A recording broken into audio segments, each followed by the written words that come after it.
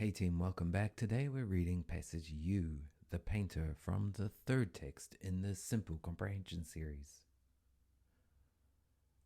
The woman had stared at the canvas for weeks, wondering what to paint. She had not wanted to force herself to decide. Rather, the inspiration should come naturally. At that moment, a bird came to rest on the banister of the balcony outside, chirping happily. The painter picked up her brush and began to sketch the first outline, a sparkle in her eye. Questions. What is the woman? What did she do for weeks before starting to paint?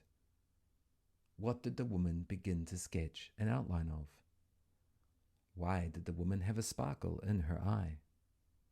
Why had the woman waited so long before starting to paint?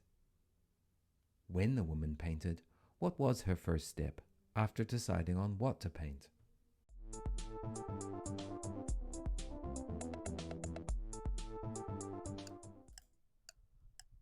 Now let's check the answers.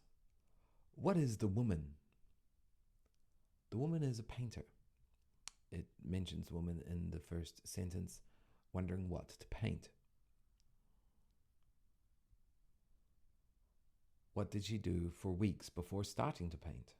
Two things. She'd stare at the canvas, and she wondered what to paint. What did the woman begin to sketch an outline of? A bird. It mentions that bird here, and the bird was, of course, her inspiration. Why did the woman have a sparkle in her eye?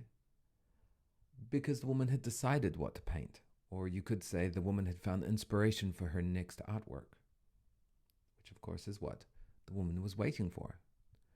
Which brings us to the final question. Why had the woman waited so long before starting to paint? Because she was waiting for an idea of what to paint, or she did not want to force herself to decide what to paint.